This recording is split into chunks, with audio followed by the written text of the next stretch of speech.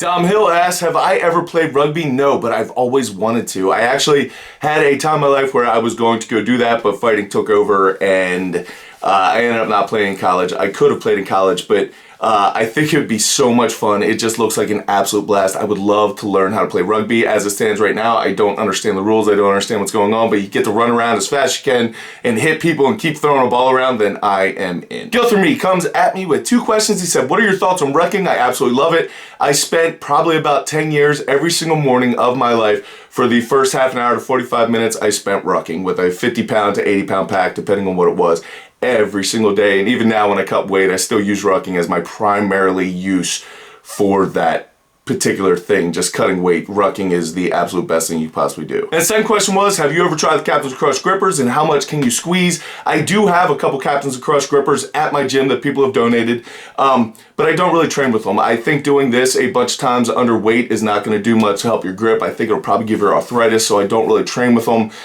So I have absolutely no idea what I can crush. All right, Ryan Deck asks, how did you balance lifting with your previous schedule? So my previous schedule is pretty much the worst schedule that you could possibly imagine. The start times changed every single day. You never knew where you were going. You never knew where you're headed. You were literally at the whim of the government. So, believe me, when you talk about your current schedule and your time constraints, I completely understand. That was one of the main reasons why I got involved in giant sets, because I could get twice as much done in half the amount of time.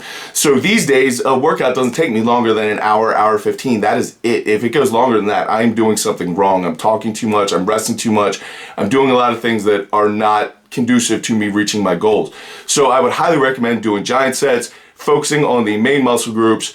If you need skip assistance, skip assistance. Do not skip conditioning. Still have 10 minutes of that in every single time, but you can easily get in the gym 3 to 4 hours a week and get that done. I know a lot of people are like, 3 or 4 hours a week is a lot of time in the gym, but I usually tell people like, well, do you watch 3 to 4 hours of TV a week? Because if you do, then that could have been spent in the gym. You could either spend your time working towards a goal or killing time, which is killing us all. And for me personally, I'd rather always be working towards something and bettering my situation as opposed to just relaxing. All right, Hobo Screed asked, how do you motivate yourself to work out on days when you're completely swamped with work and life and you have almost no energy left? Here's the thing, man, you gotta find it. There is nothing that can stop you from reaching your goals if you have a big enough why. For me, it's kind of easy because I have people walking to my gym all the time who got their legs blown off or ripped off in car accidents or missing arms, and they're in there getting it done, so I don't really have an excuse. When you see things like that every single day, it makes it very, very hard to complain about your current situation. But honestly, man, I think it's about hunger. If you have that big enough why, so if you have a big enough reason in your life for that training, so you talk about your family and things like that, maybe training is what's going to bring you home alive, bring you home safe, and that's the reason for doing it. Or maybe that's what motivates you, or maybe you're really motivated by aesthetics and you want to push that, or maybe you're motivated by strength and you want to push for that.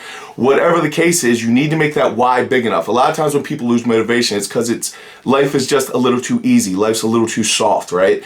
I was just listening to a Joe Rogan podcast where he talked about adults who complain about having things hard in their lives. Well, you walk to a faucet and you turn it on and you had clean drinking water. You know how people don't have clean drinking water? Like, there's so many things that we take for granted every single day, one of which is this amazing gift of our bodies. And when we're tired or we're not feeling it, or we don't have energy, or you don't have time, then it's very easy to just say, oh, I'll get it tomorrow. It'll happen then. It'll happen then. But that is not how greatness is made. Greatness are the people who decide, who are faced with all the same issues that you're facing with and decide to get it done anyway. So create a big enough why and the how will take care of itself. Dan Wagner said, my shoulders are made of Rice Krispies, so my bench still sucks despite of all your good advice. I can half rep about twice as much as I can long. Paul's thoughts. Number one, it is most likely your setup. You need to fix your setup, man. If you are having problems off the chest to about halfway up, that is all part of your setup. Number two, it could be some strength issues there. And then number three, I would also encourage you to do a lot of Paul's reps off the chest to build that bottom area. Machete757, along with a ton of other people, are asking for Brazilian Jiu-Jitsu / grappling / MMA training videos and how to lift for those sports. So my main training partner and I, who is an amazing Jiu-Jitsu guy as well as knows more about lifting than I do, he is getting ready to start his own YouTube channel. So what we're trying to do is kind of get that up and running, and then we're going to start making more videos about that exact topic, some on my channel, some on his channel, and so that I can push some of you viewers over to him because he is a wealth of knowledge. So those are definitely coming up in the very near future. Trouble Clef 1992 asks, if possible, can you share more information about your counterterrorism career? No. Here's the deal, dude. If I share information about it, then that puts people that I care about at risk. And I am unwilling to do that for a YouTube community. Sorry, dude. Tom asks, do you use nose torque, ammonia, or whatever before your PR attempts in training? No. Man, I've tried it and it doesn't really do anything for me. I know a lot of people that it does do a ton for, so if it works for you, I would encourage you to use it, but it doesn't really do anything to me, so I do not use it. This person's dad asks, how old were you when you did your first barbell deadlift? I would say I was probably 22 or 24. Somewhere in that range. It was very, very late in life. I did not do any deadlifts growing up. I thought, I was like everyone else, I thought they were going to be bad for my back or whatever, and then I started doing them and have not looked back. PA Jen asks, what training modalities have you tried that didn't work? None. Honestly, if you put in the effort and you care about your recovery, everything out there works. There is nothing that's better than anything else or nothing that is the magic pill. Everything absolutely works if you put in the time, the effort, the dedication, the recovery.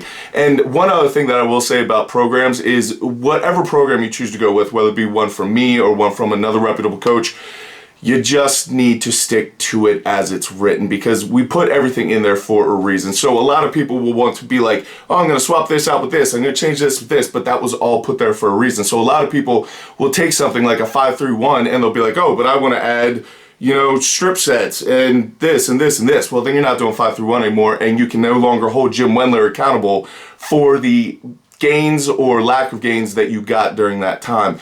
For people who do programming of videos, a lot of times it's like you spend all this time writing something up and you think it's beautiful, right? You created Michelangelo's David and then someone walks up with like watercolors and like kids paint and is like drawing with like their offhand all over it. That's essentially what it looks like to somebody who wrote a program and then someone just completely tears it apart and changes everything, and then typically those people will come back and blame you for it not working. But every single thing that is written by a reputable coach will work if you put in the time, energy, and recovery. Carlos Ramirez wants to know who my favorite philosopher is. That would probably be Epictetus because I am a big fan of Stoicism. Les Squid asks, where did you learn the most about programming? And that is definitely from trial and error. I've tried so many different programs out there. I know what works for me, what doesn't work for me, and I know exactly how to run them.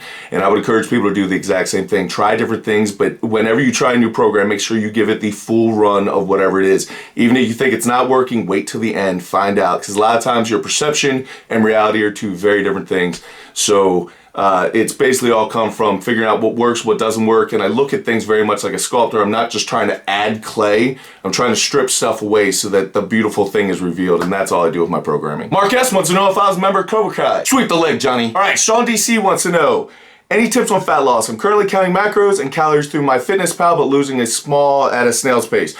Literally under a quarter pound a month, and it's super frustrating, although on the flip side, my strength and muscle is staying steady, even slightly increasing. So I am not a fan of counting calories. I think it makes people a crazy person. What other time in your entire life, if you counted calories the same way that you looked at, let's just say, football scores, right? And you were like, oh, well, this person has a 6.2% on-base percentage with a slugging slash whatever, right? If somebody came at you and started saying things like that, you'd be like, you're kind of a crazy person, but somehow it's okay with something like food. The best advice that I would tell someone who is trying to drop body fat is to, number one, start incorporating giant sets with timed rest periods. Your rest period cannot be more than 90 seconds. You need to shorten those more and more as you go along. You're gonna get twice as much done in the same amount of time. You need 10 to 12 minutes of hard conditioning every single time that you walk in the gym.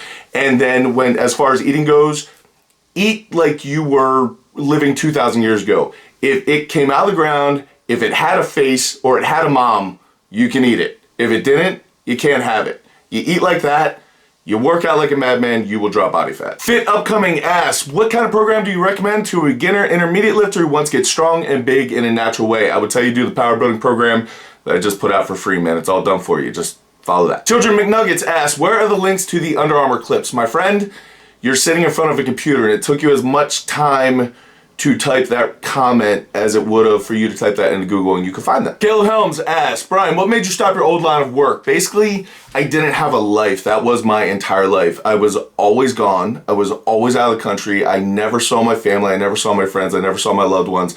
And it was just going to continue on like that for at least another 10 to 15 years, and that wasn't something I was interested in doing. Ben Gillespie asked, would you ever think about coming to the UK to do a strength seminar tour sort of thing? And I would absolutely love to, man. The only issue is that being a struggling gym opener, I do not have the money for that sort of thing. So if you have a couple gyms around that area that want to do a seminar and are willing to help me with the calls for getting out there, help pay for some of the flights, some of the hotel, all that kind of thing, I would absolutely do that. I would love to come back to the UK. I have spent so much time there in my life, and I absolutely love it. Omni Homeboy said, would you ever compete in strength wars? Yes, I absolutely would, but just like the last question, I am not going to pay to go out to go do something like that. If they want to pay me to come compete in strength wars, I would do it in a second. As long as it did not interfere with some of the other contests that I have going on that actually mean something, then yeah, I would have no problem doing that at all. Daniel John asked, who is my favorite lifter in the strength community? My dad. This question is a lot like the other one, man. I don't follow strength sports. When people tell me I should do a collaboration with half people on YouTube, I have no idea who they are. I don't follow it, man. There are a couple people that I watch because they're friends of mine, and there's a couple people in the strength sports that I really do like, and that's because they're friends of mine. But as far as being a lifter and looking up to another person, I've never really had much idol type of stuff in my life. That's just not the type of person I am. I try to be the best person I could possibly be, and I truly believe that if one person can do it, then another man can do it. So I'm more worried about my own performance than I am about other people's performances. I could really care less. All right, last question. Randy Gentry asked, how's the Valsalva maneuver done on frame carries and farmer's walk where the distance further and you can hold your air? So if you're going to do something for like 50 feet, I would encourage you to hold your air as much as you possibly can, because that is how you're going to be the strongest and tightest. However, on longer carries, you obviously can't do that. So what I personally do is I get a huge breath of air, as much air into my belly as I possibly can. Then I get more. Then I stand up. Let's just use the yoke, for example. Then I stand up with the yoke and I start walking. If it is a longer walk, I keep my abs braced outward. So that air pushed my abdominal wall out, and then I braced it down. Then I'm doing my walk. Now I keep my abs out and take little short choppy breaths, almost like Lamaze breathing. So while I'm walking, I will literally be like, that's about as deep as I actually go all the time, trying to lead with my chest, lead with my belly. My whole torso is really what's trying to drive that entire walk. And then I just breathe as I have to. But one thing is sure, if you take a deep breath, then your can is going to collapse and it's going to fold you forward because you're just too top heavy. So you need to figure it out. It definitely takes some practice, but you can still breathe slightly, just short, choppy breaths while still holding your brace during longer carries. So that's it for me, guys. I hope that helps some of you out. Hopefully this was entertaining for you. These rapid, quick-fire questions, hopefully I got through more of them than I normally would. I do thank you guys so much for leaving me comments, leaving me questions. It means so much to me. I will catch up with you guys in just a couple days, but until I do, go out, do something amazing, realize, keep working hard, people. Be nice to each other, and I'll see you then.